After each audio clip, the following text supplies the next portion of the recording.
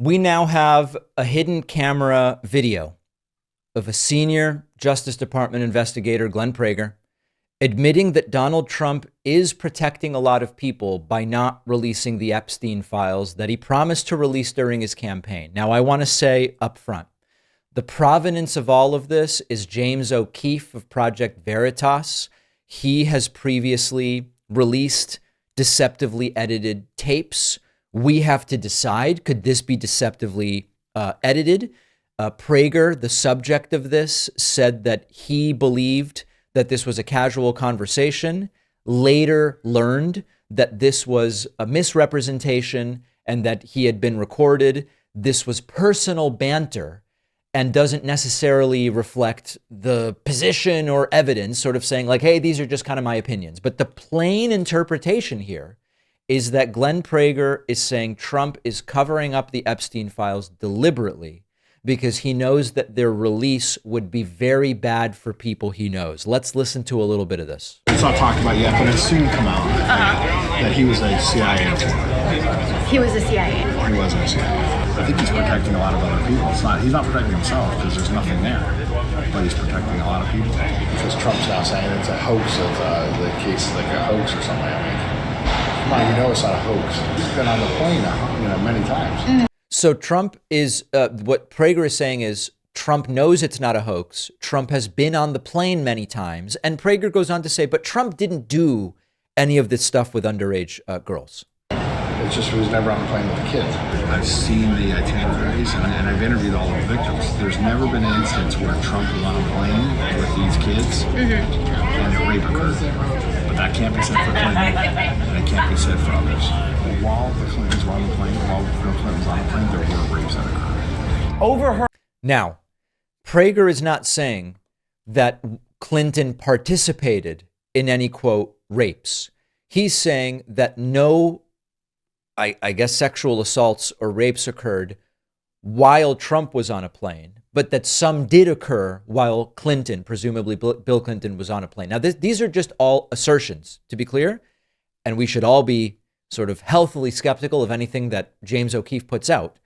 But let's interpret this based on Prager's direct, at least believed direct knowledge of the circumstances. And this whole Epstein thing that's like going down. So I worked on that case. I used to interview all the victims.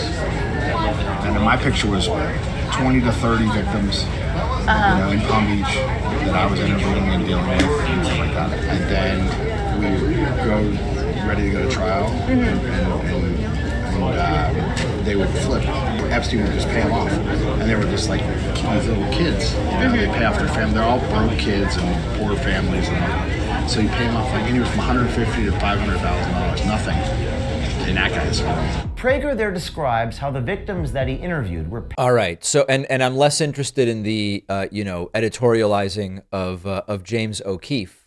But let's get to another section of this and see exactly where we land with it. I want to get it the right spot. Epstein list to protect the Clintons.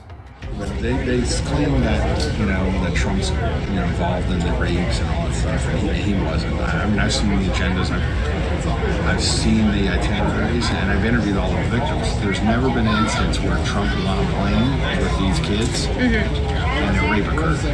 But that can't be said for Clinton, and it can't be said for others. I remember that it was being killed because I know Clintons were on there. And The Clintons were on there? 100%. And while the Clintons were on the plane, while Bill Clinton was on the plane, there were rapes that occurred. And that's what I'm saying. Trump, although as many flights as there were and all that kind of stuff, and on the island and all that stuff, he was never there during a single alleged rape. But that Clinton for sure. And that's where the big cover-up was. The department. All right. So this is a guy who says he interviewed the victims in the Epstein case. He claims that victims would just be paid $150,000 to $500,000 to kind of go away and take back, recant on their claims. And the allegation from Prager is Trump's not covering up for himself. He's covering up for others. He's shielding others. Now, he lists Clinton and others. And you might say, well, politically, why would Trump be trying to cover up for Bill Clinton? Wouldn't it be great for Trump, for Clinton to be caught in this scandal? Well, but there's a whole bunch of other people. Now, I think what's important to consider here is that we know Trump's frame is personal loyalty. And so when we start hearing, wait a second, Trump doesn't really care about other people in a direct way. Trump cares about how it's going to affect him. My assumption would be, as I've said before, if Trump is doing this to cover up for others, it must be that he has come to believe, he being Trump, has come to believe that he's helping himself by covering up for others. I don't know Trump to help other people simply for the sake of helping other people. It just doesn't seem to be who Trump is. We've now got a decade of Trump in public political life where he doesn't really seem to care about other people. He'll help you if you're loyal to him, and he'll try to help you if he thinks you being in trouble could be bad for him.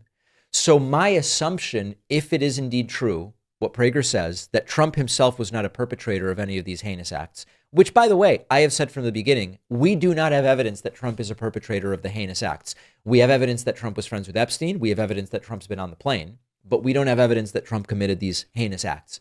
If it's true that Trump is covering up for others, there must be something in it for him. By protecting these others, it must somehow be good for Donald Trump. That would be the only difficulty in believing that Trump is simply helping others, that I don't know Trump to be a person who simply helps others just for the sake of it. So it's James O'Keefe. There's a number of if, ands, buts, and caveats here.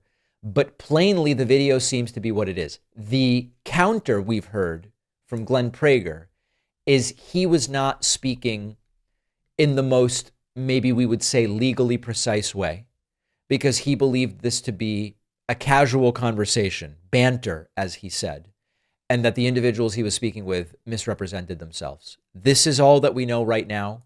This is going to be evaluated and considered, and we will see how high it goes. Let me know what you think. info@davidpakman.com. If you deal with PDFs a lot, you know that they can be a huge pain. Contracts, ebooks, research papers, and forms, editing them in Adobe Acrobat just isn't efficient. It's complicated. It can be expensive. And this is why millions of people are switching to UPDF. This is the next generation AI-powered PDF editor. One lifetime plan covers every device, Windows, Mac, iPhone, iPad, Android. You can work anywhere seamlessly. With UPDF, editing PDF files feels just like a word processor. Change text, images, fonts, layouts right inside the PDFs. Conversion is flawless. Send the PDF to Word, Excel, PowerPoint without wrecking the formatting. If you're scanning something, UPDF Smart OCR makes it instantly searchable and editable in over 38 languages. And where UPDF really leaves Adobe Acrobat behind is the built-in AI. You can summarize, translate, create mind maps, chat with the documents, all powered by GPT-5. And all of this is part of the lifetime plan that costs less than 2 months of Acrobat. Simple, affordable, and smarter. Try UPDF for free at davidpakman.com/UPDF. The link is in the description.